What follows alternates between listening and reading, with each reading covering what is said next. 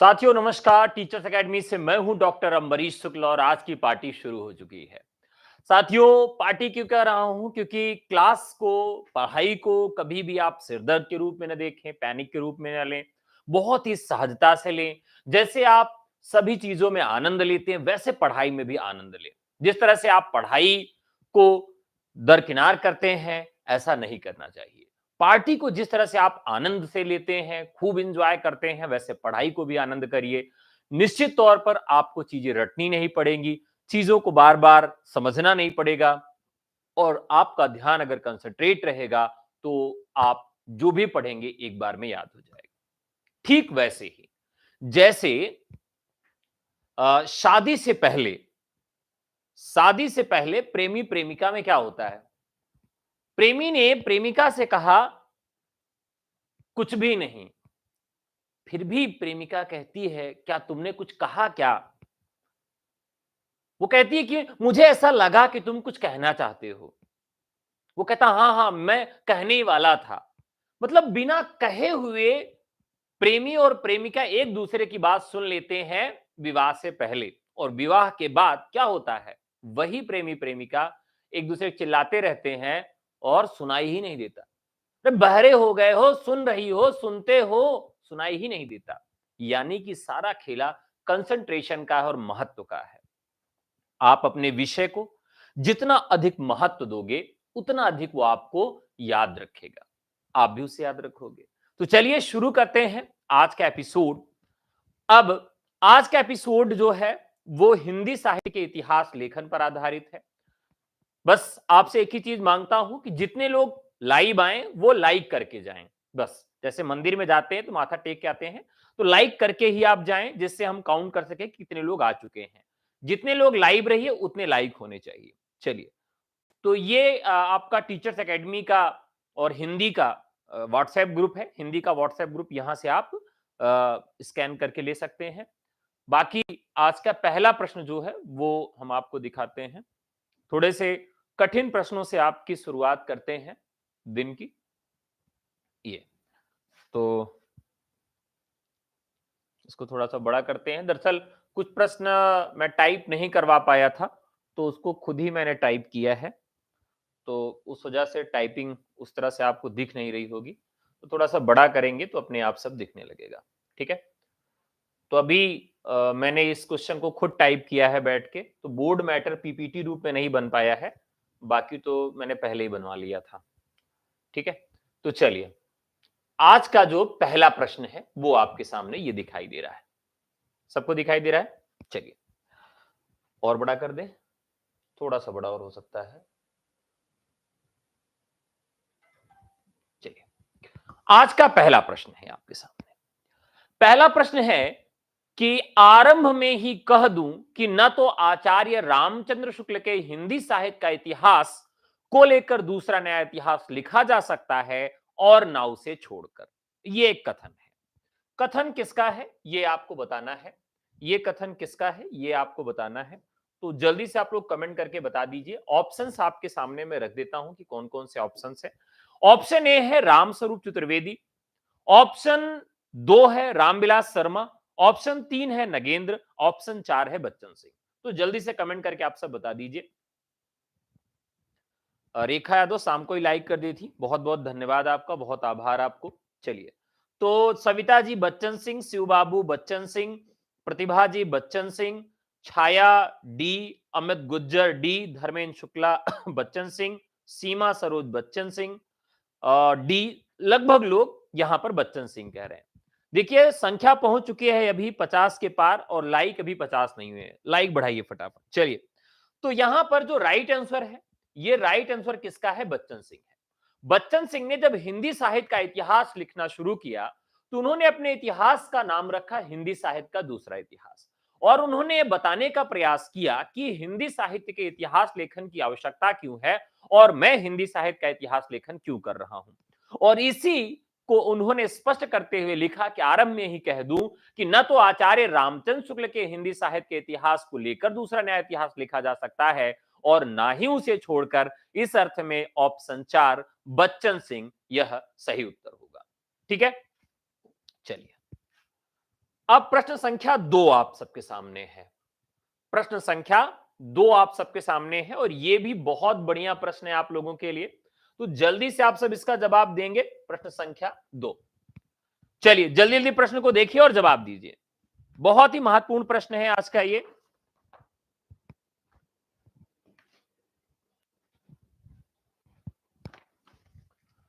चलिए फटाफट जवाब दीजिएगा। प्रश्न संख्या 2, देखिए यहां पर कहा गया है कि दीर्घ काल से ही हिंदी साहित्य के इतिहास लेखक अपभ्रंश भाषा के साहित्य को भी हिंदी साहित्य के पूर्व रूप के रूप में ग्रहण करते आए हैं। मिश्र बंधु, ग्रियर्सन, बच्चन सिंह या हजारी प्रसाद द्विवेदी। यहां पर आपके सामने 4 ऑप्शन है। चलिए फटाफट जल्दी जल्दी जवाब दीजिएगा। आसान प्रश्न है लेकिन थोड़ा डिफरेंट प्रश्न है। अगर आप दिमाग लगा के इसका सही जवाब निकालेंगे तो आसानी से निकाल पाएंगे।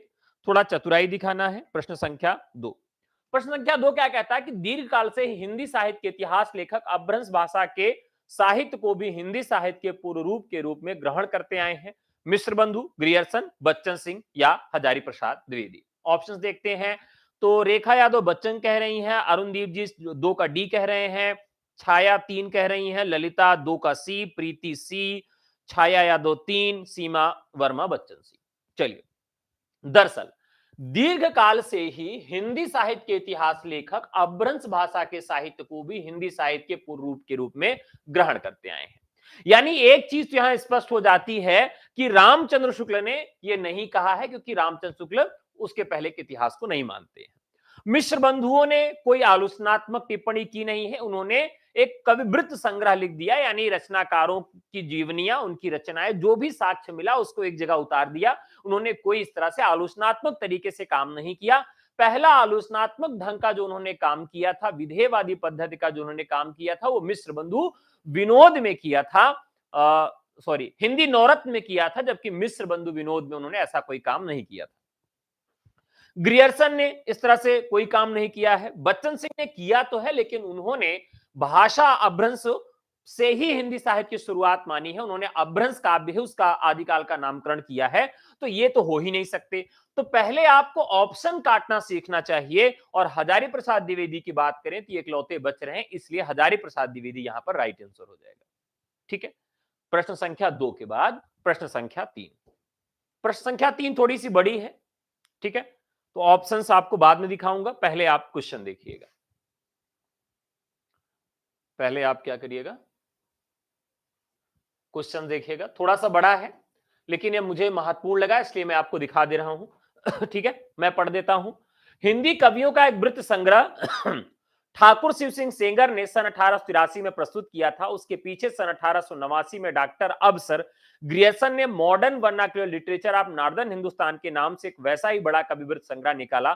सन 1993 में इन सभी सामग्री का उपयोग करके मिश्र बंधुओं ने श्रीयुत पंडित श्याम बिहारी मिश्र आदि ने अपना बड़ा भारी कविवृत्त संग्रह मिश्र बंधु विनोद, जिसमें वर्तमान काल के कवियों और लेखकों का भी समावेश किया गया है, 3 भागों में प्रकाशित किया। शिव सिंह सेंगर का वृत्त संग्रह, ग्रियर्सन का बड़ा कविवृत्त संग्रह और मिश्र बंधुओं का बड़ा भारी कविवृत्त संग्रह, यानी वृत्त क्रमशः बढ़ता जाता है, जो एक तरह से वृत्त की प्रकृति है। इस वृत्त को इतिहास बनाना रामचंद्र शुक्ल का काम है। अब यहां से मैं शॉर्ट करके इसको दिखा दूं, जो आपके लिए बहुत महत्वपूर्ण है। यहां से कई बार तो यहीं से सीधा सीधा क्वेश्चन पूछ लिया जाता है। ठीक है, चलिए ये देख लीजिए, चारों ऑप्शन भी दिख रहे हैं। और ये क्या है, कविवृत्त संग्रह, यानी वृत्त क्रमशः बढ़ता जा रहा है, जो एक तरह से वृत्त की प्रकृति ही है। इस वृत्त को इतिहास बनाना यह रामचंद्र शुक्ल का काम है। इतिहास पर यह बहुत महत्वपूर्ण प्रश्न है। यहां पर कहा जा रहा है कि वृत्त को इतिहास बनाना, कविवृत्त संग्रह को इतिहास बनाना, यह काम किसका है? यह काम आचार्य रामचंद्र शुक्ल का है। और यह कथन आपको बताना है कि किसका है। ऑप्शन है बच्चन सिंह, हजारी प्रसाद, राहुल सांकृत्यायन, रामस्वरूप चतुर्वेदी। चलिए बताइए। ज्यादातर लोग यहां पर गलत जवाब दे रहे हैं। ज्यादातर लोग यहां पर गलत जवाब दे रहे हैं। कुछ लोग हजारी प्रसाद द्विवेदी, कुछ लोग रामचंद्र शुक्ल। अरे यार, रामचंद्र शुक्ल तो हो ही नहीं सकते ना, क्योंकि स्टेटमेंट में लिखा है कि इस वृत्त को इतिहास बनाना रामचंद्र शुक्ल का काम है। रामचंद्र शुक्ल ऐसे कोई फैंटम आदमी थोड़ी थे जो खुद के ही बखान में कोई बात लिख देते कि भाई अगर ये काम कोई कर सकता है तो आपका रामचंद्र शुक्ल ही कर सकता है। नेता थोड़ी थे ऐसा कह सकते हैं। यहां पर ये बात जो कही है तो शुक्ल जी तो नहीं कहे होंगे, इसलिए ऑप्शन तो बनता ही नहीं है। आज के नेता इस लोग कहते हैं ना कि अगर यहां पर मित्रों अगर कोई काम करवा सकता है तो आपका बेटा करवा सकता है। तो इस तरह रामचंद्र शुक्ल थोड़ी इतिहास लिखेंगे कि इतिहास में लिखेंगे कि भाई ये सब वृत्त संग्रह थे और इस सब वृत्त संग्रह को कोई इतिहास लिख सकता है तो वो आपका रामचंद्र शुक्ल है। ऐसा तो उन्होंने कहा नहीं होगा। इसका मतलब रामचंद्र शुक्ल तो टोटली रॉन्ग है, हो ही नहीं सकता है। अब यहां बात बनती है हजारी प्रसाद द्विवेदी की। हजारी प्रसाद द्विवेदी ने ऐसी कोई बात नहीं कही। अब बहुत सारे लोग कंफ्यूजन में इसको रामचंद्र शुक्ल कह रहे हैं, लेकिन रामचंद्र शुक्ल इसलिए नहीं है क्योंकि ये रामचंद्र शुक्ल की पुस्तक से ही कथन लिया गया है। कई बार आपने इसको जब पढ़ा होगा तो आपके दिमाग में ये आया होगा। लाइक एक बार बढ़ा दीजिए। देखिए सैकड़ा के करीब हम लोग हैं, लेकिन लाइक अभी 50 नहीं पहुंचा। प्लीज आप सब लाइक बढ़ाइए। तो शुक्ल जी के इतिहास को संपादित किया है रामस्वरूप चतुर्वेदी ने। रामचंद्र शुक्ल के हिंदी साहित्य के इतिहास को संपादित किसने किया है? रामस्वरूप चतुर्वेदी ने संपादित किया है। और इस संपादन में ही उन्होंने संपादकीय भूमिका के रूप में यह बात लिखी है। तो संपादकीय भूमिका के रूप में रामस्वरूप चतुर्वेदी ही इसका होगा। हाँ, एकदम सही बात है, रामचंद्र शुक्ल तो ऑप्शन ही नहीं है, तब भी लोग शुक्ल लिख रहे हैं। एकदम सही बात है शशि जी। तो चलिए, तो ये राइट आंसर क्या हो जाएगा साथियों? यहां पर राइट आंसर हो जाएगा राम स्वरूप चतुर्वेदी। ठीक है, नेक्स्ट क्वेश्चन की तरफ बढ़ते हैं। प्रश्न संख्या 4 है आपके सामने। चलिए थोड़ा सा बड़ा कर देते हैं प्रश्न संख्या 4 को। प्रश्न संख्या 4, प्रश्न संख्या 4 क्या कह रही है? परिस्थिति के अनुसार शिक्षित जन समूह की बदली हुई प्रवृत्तियों को लक्ष्य करके हिंदी साहित्य के इतिहास के काल विभाग और रचना की भिन्न भिन्न शाखाओं के निरूपण का एक कच्चा ढांचा खड़ा किया गया था। हिंदी शब्द सागर समाप्त हो जाने पर उसकी भूमिका के रूप में भाषा और साहित्य का विकास देना भी स्थिर किया गया। अतः एक नियत समय के भीतर ही यह इतिहास लिखकर पूरा करना पड़ा। ये तो मुझे लगता है कि आप एकदम आसानी से बता सकते हैं कि किसका कथन है। मुझे बहुत नहीं लगता कि इसमें आपको ज्यादा कोई मेहनत करनी पड़ेगी। तो राइट आंसर हो जाएगा रामचंद्र शुक्ल।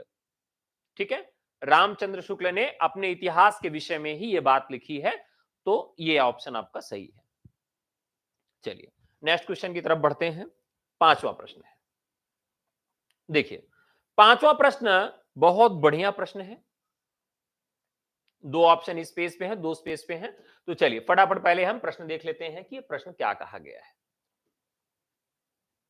5वां प्रश्न देखिए, यहां कहा गया है कि हिंदी साहित्य का इतिहास हिंदी जात के विकास का इतिहास है। ठीक उसी तरह जिस तरह बंगला साहित्य बंगाली जाति, मराठी साहित्य मराठी जाति, गुजराती साहित्य गुजराती जाति के विकास के इतिहास है। बच्चन सिंह, हजारी प्रसाद द्विवेदी, शुक्ल जी कोई नहीं। तो यहां पर हम लिख लेते हैं तीसरा शुक्ल जी है और चौथा जो है वो कोई नहीं। तो इस प्रकार से ये 4 ऑप्शन हैं आपके पास। प्रश्न संख्या 5 फटाफट बताइए। तो प्रश्न संख्या 5 के लिए बच्चन सिंह ऑप्शन 5 का ए आ रहा है। चलिए देखते हैं कि क्या सही है 5 का ए। तो हिंदी साहित्य के इतिहास के विषय में ये जो कथन है एकदम सही कथन है बच्चन सिंह का। हिंदी साहित्य का इतिहास हिंदी जात के विकास का इतिहास है। ठीक उसी तरह जिस तरह बांग्ला साहित्य, मैंने कल ही बताया था कि जाति शब्द का प्रयोग बच्चन सिंह करते हैं। हिंदी जाति यानी कि जो जाति है वो हिंदी बोलने वालों की है, हिंदी समझने वालों की है। हिंदी जो मध्य देशीय जनता है, जैसा कि कल एक क्वेश्चन मैंने पूछा था उसका कुछ लोगों ने जवाब भी दिया है। तो उस वीडियो के जवाब को देख लेते हैं कि कितने लोगों ने दिया था। तो मैंने कहा था कि आप सबके जो जवाब हैं वो मैं कमेंट जो हैं आपके वो मैं पढ़ के आपको सुनाऊंगा। तो देख लेता हूं कि कितने लोगों ने जवाब दिया था। आदिकाल ने कृष्ण पर रचना करने वाले पुष्पदंत हैं, अमृता जी ने जवाब दिया है। छाया ने वेरी नाइस क्लास सर जी, धन्यवाद।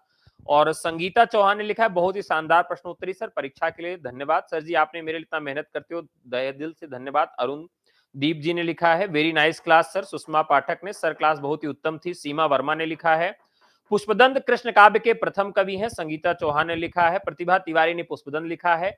मध्य देशी भाषा का प्रयोग उदयन मार्तंड ने किया गया। देखिए दो क्वेश्चन मैंने आपके लिए छोड़ा था, एक ये था कि कृष्ण काव्य के प्रथम कवि कौन है, तो यहां पर ऑप्शंस में उत्तर मिल रहे हैं पुष्पदंत कृष्ण काव्य के प्रथम कवि हैं। और दूसरा छोड़ा था कि मध्यदेशीय शब्द का प्रयोग हिंदी के लिए किस पत्रिका में मिलता है, तो उदयन मार्तंड में मिला है। प्रथम कवि पुष्पदंत थे जिन्होंने कृष्ण काव्य लिखा था। संगीता वर्मा, सीमा वर्मा ने लिखा है। अरुणदीप जी ने कृष्ण काव्य पुष्पदंत, सीमा वर्मा ने। और एक प्रश्न पर थोड़ा सा लोगों का डाउट था, वो प्रश्न क्या था कि बच्चन सिंह वाले कथन पर डाउट था, तो वहां पर मैंने उसको पिन कर दिया है, स्पष्ट कर दिया है। आप कमेंट बॉक्स में जा सकते हैं और देख सकते हैं। ठीक है, तो चलिए जितने लोगों ने कल कमेंट किया था और उसका जवाब दिया था उन सबके मैंने यहां पर नाम पढ़े। आज यहां पर हम बात कर रहे थे किसकी, बच्चन सिंह की, तो Bachchan Singh is the right answer. ठीक है, चलिए नेक्स्ट क्वेश्चन की तरफ बढ़ते हैं। यह प्रश्न बहुत अच्छा है, आप इस प्रश्न को देख सकते हैं कि बहुत ही बढ़िया प्रश्न है। प्रश्न क्या है साथियों, देखिएगा। अच्छा, प्रश्न क्या है, पर स्वयंभू वैसे ही पंडित थे जैसे तुलसीदास काव्यशास्त्र की परंपरा से अभिज्ञ। यह प्रश्न अगर आप देखेंगे तो आपको लगेगा कि यह किस तरह का प्रश्न है। एक आलोचना दृष्टि इसमें दिखाई गई है। स्वयंभू वैसे ही पंडित थे, मतलब स्वयंभू पंडित तो थे। जैसे पंडित जी का कुछ गुण होता है। पंडित जी का गुण क्या है कि भैया ऐसा है कि आप हाथ वाथ देखना जानते रहें, थोड़ा बहुत ज्योतिष शास्त्र का ज्ञान हो, ग्रह नक्षत्रों का ज्ञान हो, तिथियों का ज्ञान हो, कम से कम इतना आप जानते रहे तब तो आप पंडित हैं। और आप किसी भी जाति के हो, अगर ये सारी चीजें जानते हैं तो आप पंडित हैं।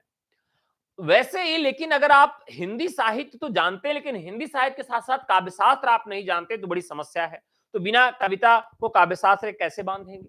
तो यहां पर जो ये तंज कसा गया है कि पर स्वयंभू वैसे ही पंडित थे जैसे तुलसीदास काव्यशास्त्र की परंपरा से अभिज्ञ। तो ये जो ऑप्शंस हैं रामचंद्र शुक्ल, बच्चन सिंह, नामवर सिंह और यहां पर रामस्वरूप चतुर्वेदी। अब आप देखिए ये बात सीधे सीधे रामचंद्र शुक्ल नहीं कहेंगे क्योंकि रामचंद्र शुक्ल स्वयं जो है उनको प्रिय कवि मानते हैं।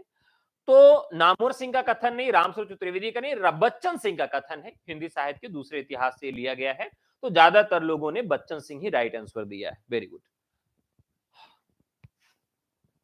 चलिए नेक्स्ट क्वेश्चन लेते हैं। प्रश्न संख्या 7। ये 7 प्रश्न अभी मैंने 10 मिनट पहले टाइप किया था, फिर उसके बाद और जो प्रश्न हैं जो टाइप हुए हैं उस पर चलेंगे। प्रश्न है शुक्ल जी ने प्रथम बार हिंदी साहित्य के इतिहास को कविवृत्त संग्रह के पिटारी से बाहर निकाला। पहली बार उसमें श्वासोच्छ्वास का स्पंदन सुनाई पड़ा। पहली बार वह जीवंत मानव विचार के गतिशील प्रवाह के रूप में दिखाई पड़ा। त्रुटियां इसमें भी हैं। ऑप्शंस हैं हजारी प्रसाद, बच्चन सिंह, नामवर सिंह और रामस्वरूप चतुर्वेदी जी। बहुत ही बढ़िया सा कथन है ये, बहुत ही महत्वपूर्ण कथन है ये। देखते हैं कितना लोग जवाब दे रहे हैं। तो यहां पर थोड़े से जब प्रश्न कठिन आता है तो लोग आंसर करना बंद कर देते हैं। आंसर करिए, आप टाइम मत लीजिए, भले गलत हो जाए जवाब, आंसर करिए। संगीता चौहान, बच्चन सिंह, अमृता सिंह, हजारी प्रसाद और पंकज जी, पंकज क्या कह रहे हैं भाई, बच्चन सिंह। और अर्पणा कह रही हैं सेवेंथ का बी। प्रियांशु 2, बच्चन सिंह। प्रियंका कह रही है प्रणाम नमस्कार। जवाब दीजिए, जवाब दीजिए। धर्मेंद्र शुक्ला, हजारी प्रसाद, आलोक कुमार 2, ललिता भारती सेवेंथ डी, प्रीति बी। चलिए देखते हैं। लाइक यार बढ़ नहीं रहे, लाइक करो भाई प्लीज, जल्दी जल्दी फटाफट लाइक करो। जितने लोग लाइव हैं उतने लाइक चाहिए, लाइव बराबर लाइक। चलिए देखिए ये जो बात कही है उनके विरोधी ने कही है। विरोधी क्या होता है, वो एक प्रकार से पूरक होता है। तो रामचंद्र शुक्ल की जितनी भी अवधारणाएं थी आदिकाल की, भक्ति काल तक और काफी कुछ रीतिकाल तक, वहां तक की अवधारणाओं पर जो जवाब प्रस्तुत किया हजारी प्रसाद द्विवेदी ने प्रस्तुत किया। और आधुनिक काल में छायावाद पर जो जवाब प्रस्तुत किया वो नामवर सिंह ने और नंदुलारे वाजपेयी ने प्रस्तुत किया। तो रामचंद्र शुक्ल की जो अवधारणाएं हैं उनका जवाब प्रस्तुत करने के कारण कई अर्थों में हजारी प्रसाद द्विवेदी उनके विरोधी साबित होते हैं। हजारी प्रसाद द्विवेदी ने यहां पर यह कथन लिखा है कि शुक्ल जी ने प्रथम बार हिंदी साहित्य के इतिहास को कविवृत्त संग्रह की पिटारी से बाहर निकाला। पहली बार उसमें श्वासोच्छ्वास का स्पंदन सुनाई पड़ा। पहली बार वो जीवन मानव विचार के गतिशील प्रवाह के रूप में दिखाई पड़ा। त्रुटियां इसमें भी। तो उन्होंने यह बात कह के अंत में एक बात रख भी दी कि ऐसा नहीं है कि ये पूरा है, ये पूरा नहीं है। वो अंत में लिख देते हैं कि भैया त्रुटि इसमें भी है, यानी कि त्रुटियां इसमें भी हैं। इस बात के लिए अब यहां से अगर एक चीज आप बहुत अच्छे से समझना चाहें, कभी भी आपको तुक्का मारना हो तो यहां एक शब्द आप बहुत अच्छे समझिएगा। जैसे अगर आपके पास कोई क्वेश्चन आए, उस क्वेश्चन में लिखा रहे हिंदी साहित्य और संवेदना का विकास, यानी कि संवेदना शब्द का प्रयोग अगर अधिक किया रहे, तो आप ये समझिएगा कि तुक्का लगाने में, मतलब मैं 100% नहीं कर सकता कि यही होगा, लेकिन आप तुक्का लगाएंगे तो रामस्वरूप चतुर्वेदी सही होगा।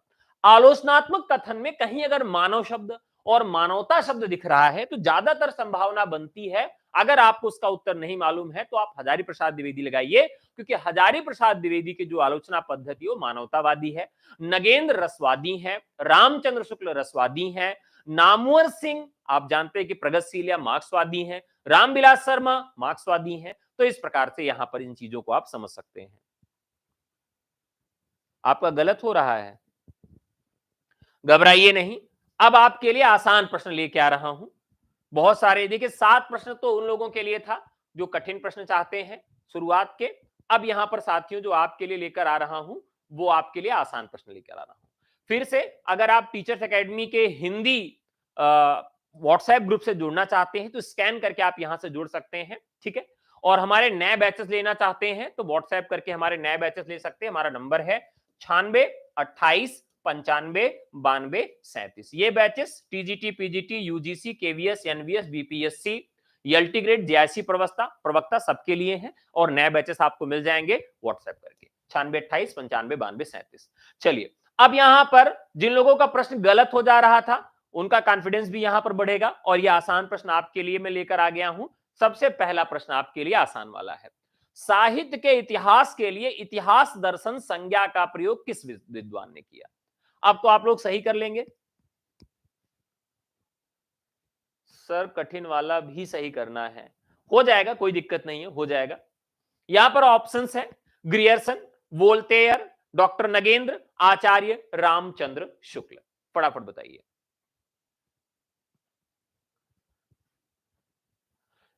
साहित्य के इतिहास के लिए इतिहास दर्शन संज्ञा का प्रयोग किस विद्वान ने किया है?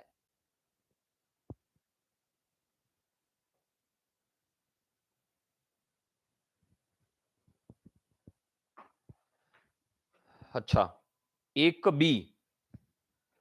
चलिए फटाफट जवाब देते रहिए, जवाब देते रहिए, जवाब नहीं रुकना चाहिए, जवाब नहीं रुकना चाहिए। अब आसान प्रश्न लाए हैं ना आपके लिए। इतना देर से आप लोग कह रहे थे कि सर आसान प्रश्न लाइए, आसान प्रश्न लाइए, तो आसान प्रश्न तो ला दिए हैं। अब आप दीजिए जवाब।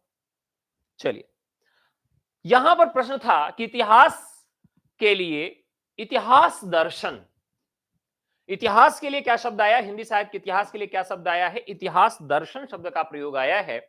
और यहां पर जो ऑप्शन आपका सही हो रहा है वो सही हो रहा है वोल्टेयर, ठीक है।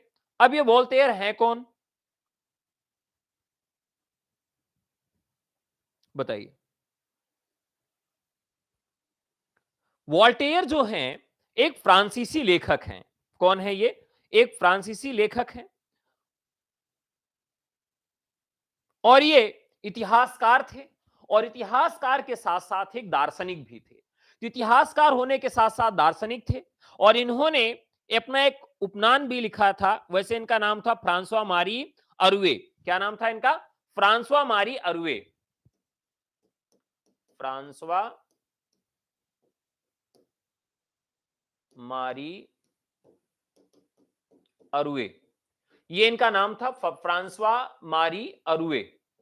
लेकिन इन्होंने अपना एक उपनाम रखा था। उपनाम क्या रखा था? वोल्टेयर रखा था। दार्शनिक होने के साथ साथ ईसाई धर्म की उनकी समालोचना, रोमन कैथोलिक चर्च, दास प्रथा, अभिव्यक्ति की स्वतंत्रता, इन सारी चीजों पर इन्होंने अपनी बातों को रखा है। और इसीलिए जो इतिहास दर्शन की संज्ञा प्रयोग की जाती है साहित्य इतिहास लेखन में, वो वॉल्टेयर से प्रभावित होती है, अर्थात 1 का 2, 1 का बी सही है। क्वेश्चन 2, जबकि प्रत्येक देश का साहित्य वहां की जनता की चित्तवृत्ति का संचित प्रतिबिंब होता है, या निश्चित है कि जनता की चित्तवृत्ति के परिवर्तन के साथ साथ साहित्य के स्वरूप में भी परिवर्तन होता चला जाता है। आज से अंत तक इन्हीं चित्तवृत्तियों की परंपरा को परखते हुए साहित्य परंपरा के साथ उसका सामंजस्य दिखाना इस साहित्य का इतिहास कहलाता है। साहित्य के इतिहास के संबंध में उपयुक्त कथन किसका है? अब ये देखिए, आसान सा प्रश्न आपके लिए लेकर आ गया हूं, आप बहुत जल्दी इसका सही जवाब दे देंगे। एकदम सही जवाब है आचार्य रामचंद्र शुक्ल। यहां कुछ समझना ही नहीं है, 2 शब्द ले लीजिए, जनता की चित्तवृत्तियों का संचित प्रतिबिंब। यही अगर आपको याद है, कई बार यहां से यहां तक ही कथन पूछ लिया जाता है, तो बहुत आसान सा प्रश्न है, यहां पर आपको कोई दिक्कत नहीं होगी, आसान सा सवाल है, उत्तर मिल गया। हिंदी साहित्य के इतिहास लेखन का सर्वप्रथम प्रयास किस विद्वान द्वारा किया गया? बहुत सारे लोग कह रहे थे कि सर हिंदी साहित्य के इतिहास वाला थोड़ा सा आसान सा प्रश्न लाइए, तो चलिए आसान सा प्रश्न आपके लिए ला दिया हूं और आपको फटाफट जवाब देना है। देखिए, गारसात तासी आप जानते हैं कि एक फ्रेंच विद्वान है जिन्होंने वर्णानुक्रमी पद्धति में हिंदी साहित्य का इतिहास लिखा। किस पद्धति में लिखा? वर्णानुक्रमी पद्धति में उन्होंने हिंदी साहित्य का इतिहास लिखा है। अब आप चाहें तो आपको मैं वो दिखा भी सकता हूं कि उन्होंने जो हिंदी साहित्य का इतिहास लिखा था वो कौन सा इतिहास है, यहां पर है हमारे पास। और इसका जो अनुवाद है वह प्रस्तुत किया गया था। इसमें कुछ चीजें आपको दिखाने वाली हैं, तो मैं आपको दिखा देता हूं। ये देखिए, ये हिंदुई साहित्य का इतिहास गारसा द तासी का इतिहास है, जिसको इन्होंने क्या किया है, अनुवाद किया है हिंदुस्तानी अकेडमी उत्तर प्रदेश प्रयागराज के द्वारा। इसमें आप देखें तो इन्होंने लिखा है, कोई इस्तवार दलाल उत्तर हिंदुस्तानी नामक फ्रांसीसी भाषा की पुस्तक से अनुदित है। लक्ष्मी सागर वार्षणेय का है ये। और उस समय जब उन्होंने इसका प्रथम संस्करण निकाला था तो ये केवल 7 रुपए में बिकता था, बहुत ही कम दाम था। अब यहां जो चीज मैं आपको दिखाना चाहता हूं वो देखिएगा, इन्होंने एक अपना जो वो दिया है, स्टेटमेंट दिया है कि हिंदी साहित्य का सबसे पुराना इतिहास फ्रांसीसी विद्वान गारसा तासी कृत इस्तवार दल लित्युत्तर हिंदुस्तानी, इसका पहला संस्करण 2 भागों में 1839 और 1847 प्रकाशित हुआ था। दूसरा परिवर्तित संस्करण 3 भागों में 1870 से 71 प्रकाशित हुआ था। हिंदी में लिखा हिंदी साहित्य का प्रथम इतिहास स्यूसन सेंगर कृत स्यूसन सेंगर है, जो कि 1870 में प्रकाशित हुआ था। तथा अंग्रेजी में लिखा हिंदी साहित्य का प्रथम इतिहास सर जॉर्ज ग्रियर्सन कृत वर्नाक्युलर लिटरेचर ऑफ हिंदुस्तान 1889 प्रकाशित हुआ था। तो देखिए, vernacular literature of northern Hindustan, northern Hindustan शब्द का प्रयोग रामचंद्र शुक्ल के हिंदी साहित्य के इतिहास में मिलता है ग्रेसन की पुस्तक के लिए, बाकी जगह पर यह नाम नहीं मिलता है। बाकी आप देखिए तो यहां पर अंग्रेजी में लिखा गया पहला इतिहास ग्रंथ कौन सा है, हिंदी में लिखा गया इतिहास ग्रंथ कौन सा है, और हिंदी का पहला इतिहास ग्रंथ कौन सा है, यह पूरी बात आपने यहां पर देख लिया। तो हिंदी साहित्य के विद्यार्थियों को जो है ये ग्रंथ दिखाने के लिए कि वो लोग पढ़ सकें, और इसके लिए ग्रंथ लिखा गया था। थोड़ा सा इस ग्रंथ के विषय में आपको दिखा देते हैं कि क्या क्या चीजें इसमें इन्होंने लिखी थी विषय सूची में। तो विषय सूची जो है आपको देखना चाहिए कि इसकी विषय सूची क्या थी। इलाहाबाद विश्वविद्यालय यूनिवर्सिटी ऑफ इलाहाबाद के थे ये देखिए विषय अनुक्रमणिका, जिस पर एक प्रश्न मैंने आप सबको यहां पर दिखाया था। तो ये बहुत अच्छे से देख लीजिएगा, फिर हम लोग अपने क्वेश्चन पे चलेंगे। उन्होंने दिखाया था अनुवादक की ओर से मूल का पर्याय, मूल की भूमिका, नामावली, और यहां सबसे पहले कवि। मैंने अभी आप लोगों से क्वेश्चन पूछा भी था कि भाई आप सब बताइए कि गारसा द तासी ने अपने इतिहास में सबसे पहला कवि किसको रखा है। तो यहां आप देखिए सबसे पहला कवि उन्होंने किसको रखा है, तो सबसे पहला कवि रखा है अंगद को, देख सकते हैं सबसे पहला अंगद को। अब ये क्यों था, क्योंकि उन्होंने वर्णानुक्रमी पद्धति में हिंदी साहित्य का इतिहास लिखा था और इंग्लिश के अल्फाबेट को वर्णानुक्रम में आधार बनाया था। तो सबसे पहले स्पेलिंग जो कवियों की आ रही थी वो अंगद की आ रही थी। और यह भी मैंने आपको बताया था कि सबसे अंतिम जो कवि है वह उन्होंने कौन सा बताया था। तो यह भी आप फटाफट बता दीजिए कि अंतिम उन्होंने कौन सा बताया था। आप लोगों ने बताया था, हाँ एकदम सही बात है, अंतिम उन्होंने हेमंत पंत को बताया था, और पहला किसको बताया था, अंगद को बताया था। ठीक है, अब आप देख सकते हैं कि हिंदी की बहुत ही कम कवि हैं जिनकी चर्चा इसमें हुई है, ज्यादातर इसमें कवि आपको नहीं मिलेंगे। कबीर की चर्चा उन्होंने 2 बार की है, कबीर और कबीर दास के रूप में और कनार दास के रूप में 3 बार इनकी चर्चा हुई है, ठीक है। और ज्यादातर कवि किसके हैं, उर्दू के कवि हैं। बहुत सारे ऐसे कवि हैं कि जिनका नाम आप जो है पहली बार देख रहे होंगे। आप देख सकते हैं जायसी का जो है या किशन जायसी के नाम से इन्होंने नामकरण किया है या उनका नाम दिया है। बाकी आप कुंज बिहारी लाल, देखिए यहां पर बिहारी लाल को कुंज बिहारी लाल और पंडित के रूप में उन्होंने किया है। और इस प्रकार से हिंदी के, अब देखिए जो खुसरो का है, खुसरो के लिए इस तरह से खुश हाल राय भी एक ग्वाल ग्वाल कवि का वर्णन मिलता है, घनश्याम राम पंडित का नाम मिलता है, और चतुर्भुज और चतुर्भुज ये 2 कवियों का नाम भी उनके यहां मिलता है। तो ये गारसा तासी का जो हिंदी साहित्य का इतिहास है उसमें किस किस हिंदी कवि को उन्होंने रखा था, ये मैं आपको इजिली दिखा दे रहा हूं। याद करने की और टेंशन लेने की आवश्यकता नहीं कि ये सब भी पढ़ना पड़ेगा। ये आपको दिखा दे रहा हूं क्योंकि लोग बहुत कम इन सारी चीजों को दिखाते हैं या जानते हैं। उन्होंने सीधे सीधे पुष्पदंत और पीपा पीपा का भी वर्णन किया है, पृथ्वीराज को भी रखा है। यानी कि जो बहुत महत्वपूर्ण और बड़े कवि थी उनको ही यहां पर जगह मिल पाई है, ज्यादातर कवियों को जगह उन्होंने नहीं दिया है। और इसीलिए हिंदी विरोधी भी थे वो। मीरा बाई को भी उन्होंने दिया है, मीरा या मीरा भाई बाई, 2 इस तरह से उन्होंने नाम दिया है। भट्ट जी, भर्तृहरि को भी इन्होंने मौका दिया है। तो ये बहुत लंबी लिस्ट है, सारी लिस्ट को यहां पर देखने की आवश्यकता नहीं है। कुल मिलाकर हम चर्चा इसलिए कर रहे थे, काफी महत्वपूर्ण हो जा रही थी, कि ग्रियर्सन का जो हिंदी साहित्य का इतिहास है उसको जो अनुवाद किया गया वो इस रूप में किया गया, और प्रथम और अंतिम कवि कौन है और किन कवियों को उन्होंने जगह दिया था। हिंदी के कवियों को उन्होंने कम स्थान दिया था और पार्शियलिटी की थी। हिंदी को वो एक भद्दी भाषा मानते थे और हिंदी के बहुत बड़े विरोधी थे, और उर्दू को बढ़ावा देना चाहते थे, इसलिए उर्दू के कवि और उर्दू की भाषा को महत्व देते थे। और उस समय हिंदी और उर्दू का बड़ा विवाद चल रहा था। कुल मिला के एक भाषा उस समय प्रचलित थी जिसे हिंदुस्तानी कहा जाता था, और हिंदुस्तानी का मतलब होता था हिंदी में उर्दू मिश्रित भाषा। ठीक है, क्लियर है। चलिए, जितने लोग लाइक किए हैं उतने लाइव ज्यादा हैं, लाइक कम है तो फटाफट बता दीजिए। तो यहां पर ग्रियर्सन आप जान गए। देखिए यहां पर पिछली बार भी पूछा गया था, फिर पूछा जा सकता है कितने संस्करण आए, पहला कब आया, दूसरा कब आया, तीसरा कब आया, ये आपको जरूर याद रखना है। ठीक है, नेक्स्ट क्वेश्चन की तरफ बढ़ते हैं साथियों।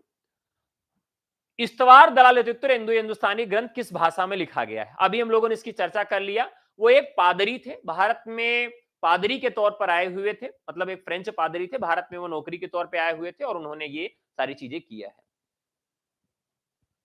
ठीक है, रजवान जी कह रहे हैं कि तासी ने केवल 72 हिंदी कवियों का जिक्र किया। जी एकदम सही बात है, धन्यवाद आपका। इस्तवार दलालतुत्तर इंदो हिंदुस्तानी नामक इतिहास ग्रंथ के लेखक कौन है? तो ये हम लोगों ने देख लिया था, कोई दिक्कत नहीं है। नेक्स्ट क्वेश्चन, केवल अतीत ही वर्तमान को प्रभावित नहीं करता, वर्तमान भी अतीत को प्रभावित करता है, इतिहास लेखन के प्रयोजन के संदर्भ में यह उक्ति किसकी है? प्रश्न संख्या 6 है। अभी तक आप लोग कह रहे थे कि सर बहुत कठिन क्वेश्चन है, एक प्रश्न 2 प्रश्न मैंने आसान भी डाले हैं, ये 6वां प्रश्न है, बहुत ही महत्वपूर्ण है। चलिए फटाफट बताइए। देखिए ये एक पाश्चात्य लेखक है, पाश्चात्य लेखक है, उनका ये कथन है, और इनको हम कैसे पढ़ते हैं? इल्ली के तौर पे पढ़ते हैं। कैसे पढ़ते हैं? इल्ली। इल्लियां क्या करती हैं? इल्लियां इस तरह से होती हैं, ठीक है, इस तरह से इल्लियां होती हैं। ना बन पाई हो तो माफ करिएगा। इल्लियां इस तरह से होती हैं और खेतों में जाती हैं, और जहां जाती हैं पूरा खेत चट कर जाती हैं। तो यहां पर हमको इलियट को जब भी पढ़ना है, इल्लियों से समझ के पढ़ना है। केवल अतीत ही वर्तमान को प्रभावित नहीं करता, वर्तमान भी अतीत को प्रभावित करता है। इतिहास लेखन में तो अतीत और वर्तमान कैसे आपका प्रभावित होगा? इल्लियां आपके खेत में आएंगी और पूरा का पूरा खेत चट कर जाएंगी, तो अतीत वर्तमान से प्रभावित होगा। तो यहां पर राइट आंसर हो जाएगा टीएस इलियट। तो टीएस इलियट वैसे हमको पढ़ने नहीं है, लेकिन इनका कथन आ गया है इतिहास के विषय में, तो हमें याद करना है। नेक्स्ट क्वेश्चन है, सन 1888 में एशियाटिक सोसाइटी ऑफ बंगाल की पत्रिका के विशेषांक के रूप में हिंदी साहित्य किस इतिहास ग्रंथ का प्रकाशन हुआ? ये बहुत ही महत्वपूर्ण प्रश्न है और आप आसान भी है, जल्दी से आप बता भी सकते हैं।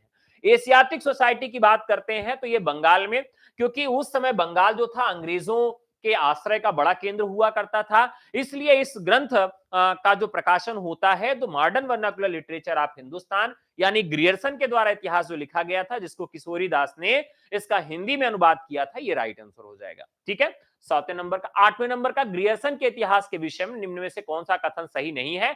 ग्रंथ को कालखंडों में विभक्त किया गया है, प्रत्येक अध्याय काल के विशेष का सूचक है, इस ग्रंथ में आधार स्रोतों का उल्लेख किया गया है, काल विभाजन नहीं किया गया है।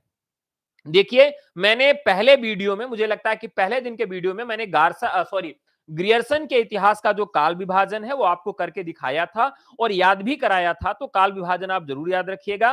जो ग्रियर्सन साहब है, इन्होंने 11 भागों में काल विभाजन किया है। कितने भागों में काल विभाजन किया है? तो इन्होंने 11 भागों में काल विभाजन किया है। तो काल विभाजन नहीं किया गया, क्या इसमें ऑप्शन आपका बनता है? फटाफट बताइए। लोग क्या कह रहे हैं? डी कह रहे हैं।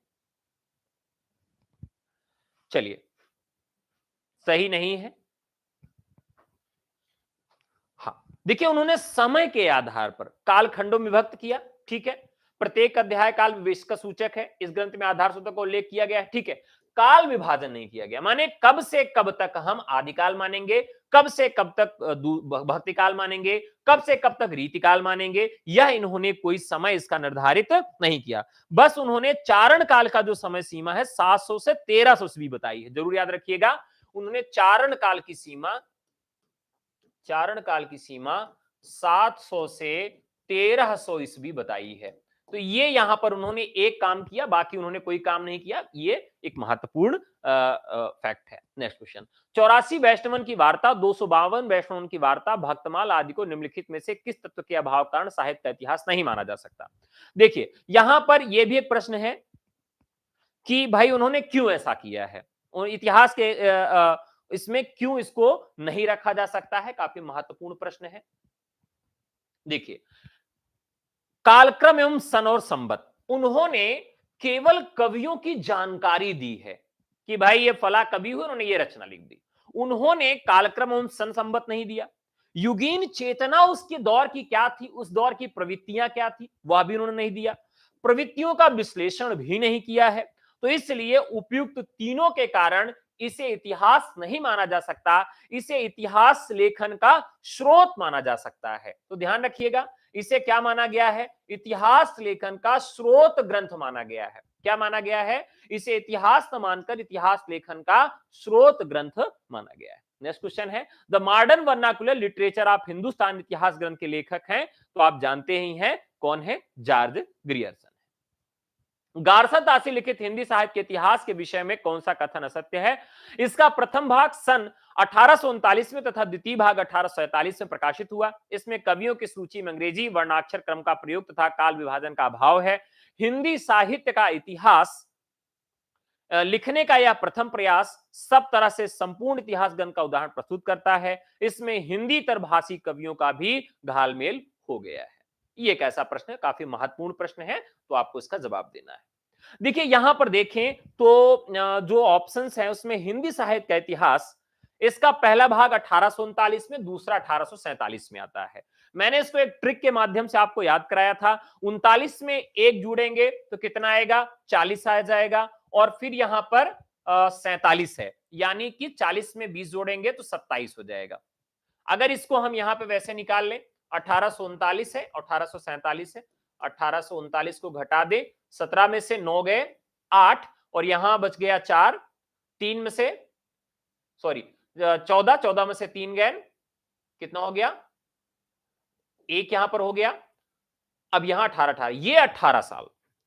तो 18 साल मैंने आपको बताया था कि पहला इतिहास जब लिखा गया, उसके दूसरे इतिहास के बीच में 18 साल का अंतर है। तो कई बार आपको यह भूल भी सकता है कि पहले भाग से दूसरे भाग के बीच में अंतर कितना है। तो पहले भाग से दूसरे भाग के बीच में कितना अंतर है?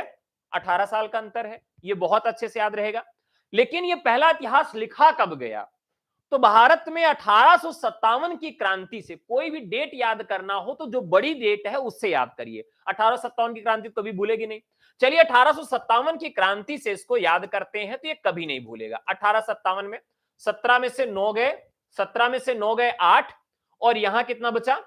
4 में से 3 गए 1, यहां 18, यहां भी बचा। ठीक है, यानी 1857 की क्रांति से ठीक 18 साल पहले, यहां मुझे लगता है गड़बड़ हो गया था जो घटाने में।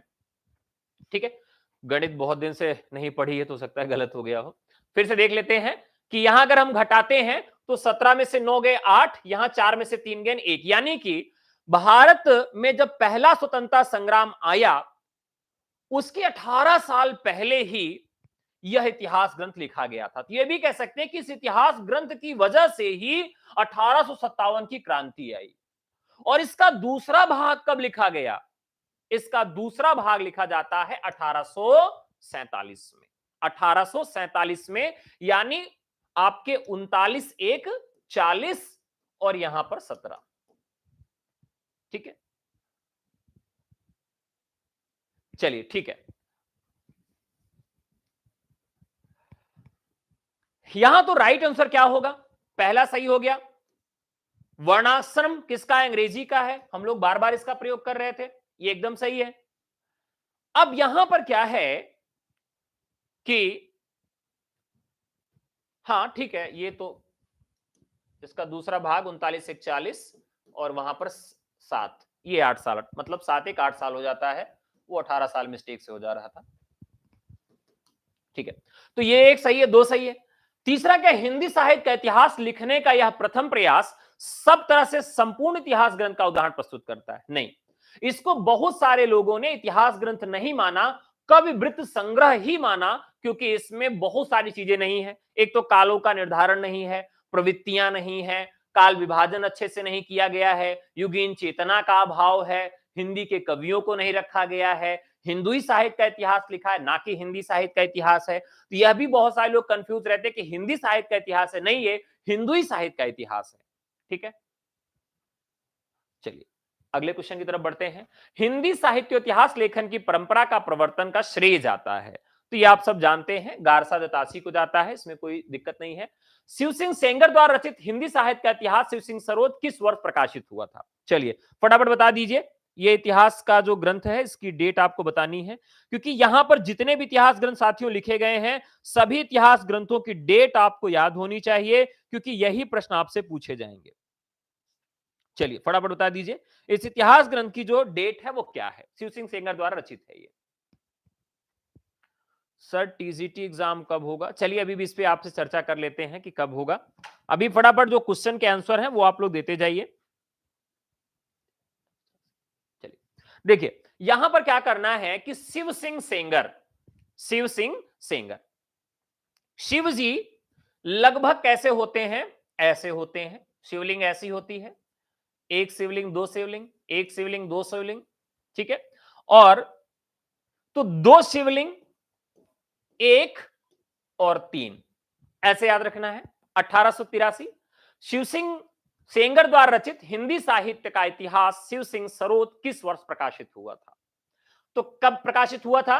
1883 में प्रकाशित हुआ था। कैसे याद रखेंगे कि शिव सिंह नाम है, यानी दो शिव आएंगे। कितने शिव आएंगे? दो शिव आएंगे। तो दो शिव आएंगे, और शिव को जो भी चीजें चढ़ाई जाती हैं विषम में चढ़ाई जाती हैं। या तो एक चढ़ाया जाएगा, या तो तीन चढ़ाया जाएगा, या तो पांच चढ़ाया जाएगा, या तो सात चढ़ाया जाएगा। ठीक है, तो शुरुआत कहां से होगी? एक और तीन से होगी, और दो बीच में शिवलिंग है, यानी एक दो तीन, एक दो तीन, यानी क्या समय है? शिव सिंह, दो शिवलिंग, शिव सिंह दो शिवलिंग, एक तीन, 1883। देखिए ये कोई ट्रिक नहीं है, हो सकता है कि ये ट्रिक आपको बहुत बुरी लग रही हो, लेकिन इमेजिनेशन पावर है। आप जब किसी चीज को रटने के बजाय इमेजिनेशन पावर से याद करते हैं तो ज्यादा दीर्घकालिक होता है। ये आपका ट्रिक है, आप खुद भी इस तरह से ट्रिक बना सकते हैं और चीजों को याद कर सकते हैं। ये इमेजिनेशन पावर है, और इस पावर का प्रयोग करके ही हम काम करते हैं। नेक्स्ट क्वेश्चन है, साहित्य इतिहास लेखन की विधेयवादी पद्धति से तात्पर्य है? ऑप्शन है आपका, वर्णमाला के अक्षर क्रम से कृतिकारों का परिचय, द्वंदात्मक भौतिकवाद के सिद्धांत पर आधारित कालानुक्रमानुसार कवियों का परिचय, जातीय परंपराओं, राष्ट्रीय सामाजिक वातावरण का विश्लेषण। यहां पर कहा गया है विधेयवादी पद्धति। हिंदी साहित्य का इतिहास कई पद्धतियों में लिखा गया है, जिसमें एक पद्धति है जिसे हम विधेयवादी पद्धति के नाम से जानते हैं। विधेयवादी पद्धति, देखिए विधेयवादी पद्धति को कई लोग वैज्ञानिक पद्धति के नाम से भी जानते हैं, जिसमें क्या किया जाता है कि वर्णानुक्रम पद्धति क्या होती है? वर्णमाला के अक्षरों पर आधार पर होता है। द्वंदात्मक भौतिकवाद जो है मार्क्सवादी सिद्धांत पर या प्रगतिशील सिद्धांत पर जो लिखा जाता है उसे द्वंदात्मक भौतिकवाद के सिद्धांत का आधार मानते हैं। कालानुक्रमानुसार कवियों का परिचय दिया जाता है, तो कालानुक्रमी पद्धति होती है, तो ये भी नहीं है। जातीय परंपराओं, यानी जातीय परंपराओं का मतलब यहां किसी जाति विशेष से नहीं है, भाषा भी जाति हो सकती है, जैसे बच्चन सिंह कहते हैं हिंदी जाति की अवधारणा। राष्ट्रीय सामाजिक वातावरण का विश्लेषण, तो यहां राइट आंसर हो जाएगा 14 का डी। चलिए फटाफट लाइक बढ़ाते जाइए, लाइक बढ़ाते जाइए। चलिए, मिश्र बंधुओं ने मिश्र बंधु विनोद ग्रंथ में कितने कवियों का विवरण दिया है? यह प्रश्न आज का बहुत मस्त प्रश्न है, यह आपको बताना है। हाँ, शुक्ल जी ने विधेयवादी पद्धति का प्रयोग किया है, एकदम सही जवाब है। चलिए फटाफट बता दीजिए, मिश्र बंधुओं ने मिश्र बंधु विनोद ग्रंथ में कितने कवियों का विवरण दिया है? 4500 लगभग, 4000 लगभग, 1000 लगभग, 5000 लगभग, ये आपको बताना है।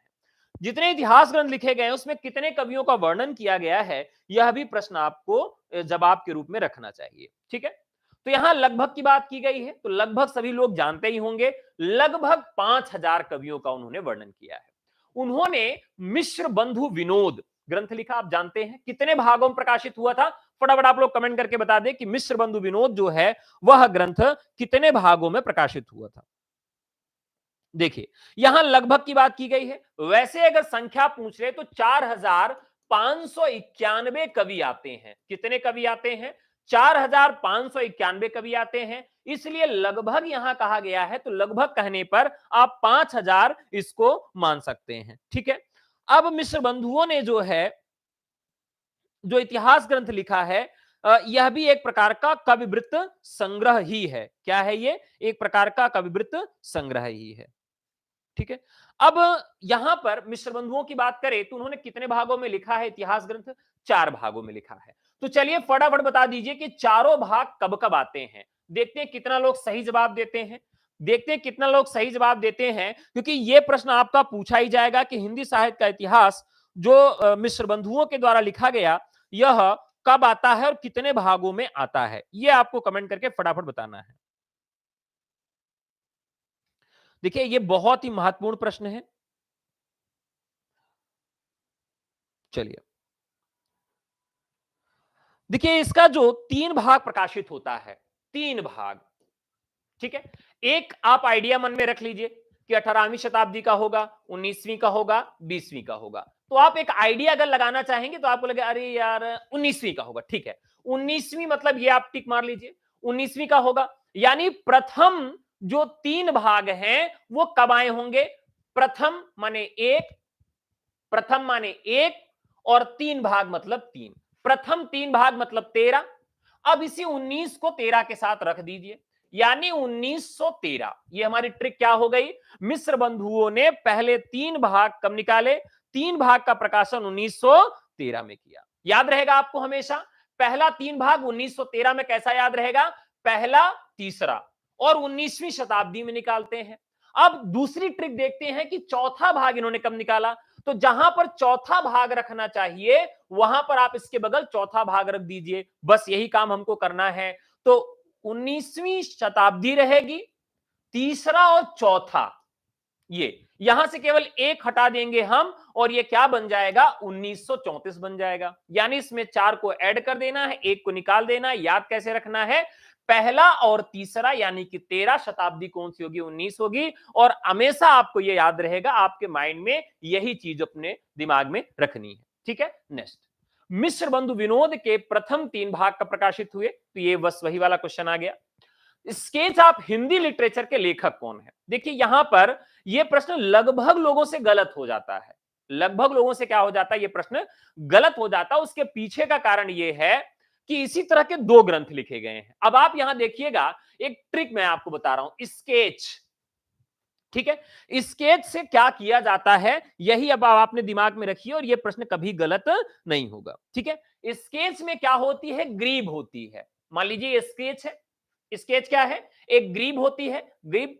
तो बस आपको यही याद रखना है कि स्केच में ग्रीब होती है। स्केच आप हिंदी लिटरेचर के लेखक कौन है? पादरी एडिसन ग्रीव्स हैं। तो राइट आंसर हो जाएगा ग्रीव्स। नेक्स्ट क्वेश्चन लेते हैं। नागरिक प्राणी सभा द्वारा प्रकाशित हिंदी साहित्य के इतिहास के 6ठ भाग रीतिकाल रीतिबद्ध का संपादन किसके द्वारा किया गया? देखिए, मैं आपको लगातार बार इस के लिए जागरूक करता हूं कि साथियों, ये आपको जरूर याद रखना है, क्योंकि ये इतिहास ग्रंथ जो है वो आपसे पूछे ही जाएंगे कि इसका जो संपादन किया किसने किया, और कितने भागों में प्रकाशित हुआ, कितने भागों में ये प्रस्तावित था, ये सारी चीजें आपसे पूछी जा सकती हैं।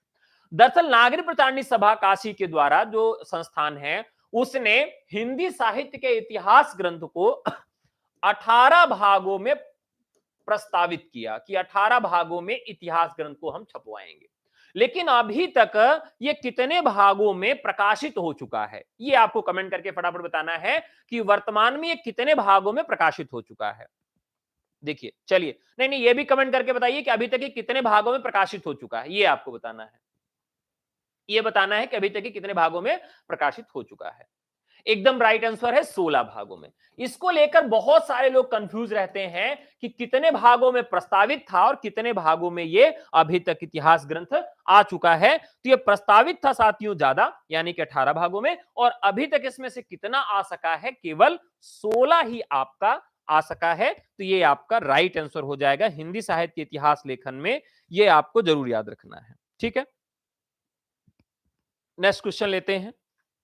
काल विभाजन भी यहां पर काफी महत्वपूर्ण हो जाता है सबके द्वारा। नागरिक प्रचारणी सभा का जो इतिहास ग्रंथ है, ये तो आपको याद ही रखना है, और इसको मैंने ट्रिक के द्वारा आपको सभी साथियों को याद भी कराया है कि कैसे इन सभी इतिहास ग्रंथ को हम याद करेंगे, ठीक है। चलिए, यहां पर राइट आंसर क्या होगा? रीतिकाल पर जो है पीएचडी किया है, रीतिकाल पर पीएचडी किया, इसलिए मैं कहता हूं कि डॉक्टर नगेंद्र की जो पुस्तक है वो आप सब जरूर पढ़िए रीतिकाल के लिए। तो यहां पर doctor Nagendra is the right answer, ठीक है। नेक्स्ट क्वेश्चन, हिंदी साहित्य का बृहद इतिहास किस संस्था द्वारा प्रकाशित किया जा रहा है? अब देखिए, वही क्वेश्चन है, लगभग थोड़े से हेर फेर के साथ आ गया है। वही क्वेश्चन है, हिंदी साहित्य सम्मेलन प्रयाग काशी नागरिक प्रचारणी सभा, ठीक है। तो नागरिक प्रचारणी सभा काशी के द्वारा ये प्रकाशित हो रहा है। अब आप सबको कमेंट करके बताना है कि राम श्याम शिव, ये 3 नाम है। अगर इनका नाम आप याद रखेंगे, 3 लोगों ने मिलकर इस संस्था का शुरुआत किया था। लेकिन किस सन में इसकी स्थापना हुई थी नागरिक प्रचारणी सभा की, ये आपको कमेंट करके जल्दी से बताना है। फटाफट कमेंट करके बताइए कि नागरिक प्रचारणी सभा की स्थापना किस सन में हुई थी। संस्थापक तो मैंने बता दिया, राम श्याम शिव, लेकिन आपको यह बताना है कि किस सन में हुई थी, ठीक है। याद है, बहुत बढ़िया। चलिए फटाफट बता दीजिए किस सन में हुई थी, सन बता दीजिए।